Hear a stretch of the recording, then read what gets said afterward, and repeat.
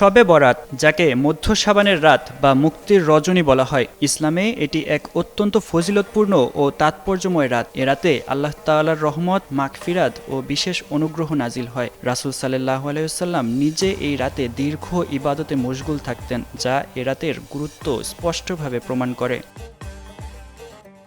হযরত আয়েশা রাদিয়াল্লাহু তাআলা আনহু বর্ণনা করেন, এক রাতে তিনি দেখেন রাসূল সাল্লাল্লাহু আলাইহি ওয়াসাল্লাম নামাজে দাঁড়িয়ে দীর্ঘ সেজদায় নিমগ্ন। সেজদা এতটাই দীর্ঘ ছিল যে তার মনে আশঙ্কা জাগে নবীজি হয়তো ইন্তেকাল করেছেন। তিনি রাসূল সাল্লাল্লাহু আলাইহি ওয়াসাল্লামের বৃদ্ধাঙ্গুলি নাড়া দিলে তা নড়ে ওঠে। নামাজ শেষে রাসূল সাল্লাল্লাহু আলাইহি ওয়াসাল্লাম তাকে জানান, এটি অর্ধ শাবানের রাত। এ রাতে আল্লাহ তাআলা তার বান্দাদের প্রতি বিশেষভাবে দৃষ্টি দেন। যারা ক্ষমা প্রার্থনা করে তাদের ক্ষমা করেন, যারা অনুগ্রহ কামনা করে তাদের অনুগ্রহ দান করেন এবং যারা অন্তরে বিদ্বেষ পোষণ করে তাদের নিজ অবস্থার উপর ছেড়ে দেন।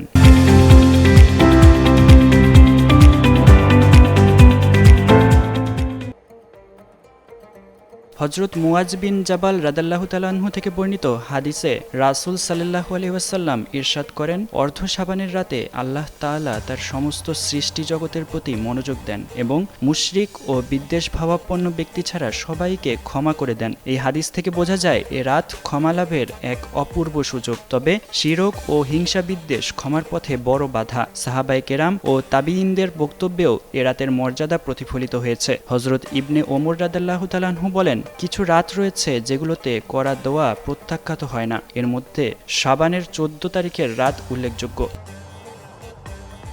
ন্যায়পরায়ণ খলিফা উমর ইবনে আব্দুল আজিজ রাহমাতুল্লাহ এ রাতকে আল্লাহর রহমত বর্ষণের বিশেষ সময় হিসেবে উল্লেখ করেছেন। এ রাতের ইবাদতের পাশাপাশি পরদিন রোজা রাখার কথাও হাদিসে এসেছে। হযরত আলী রাদিয়াল্লাহু তাআলা আনহু থেকে বর্ণিত হাদিসে রাসূল সাল্লাল্লাহু আলাইহি ওয়াসাল্লাম শবে বরাত ইবাদতে কাটাতে এবং দিনের বেলা রোজা রাখতে নির্দেশ দিয়েছেন। অতএব শবে বরাত একজন মুমিনের জন্য আত্মশুদ্ধি, তওবা ও আল্লাহর নৈকট্য অর্জনের এক অনন্য সুযোগ।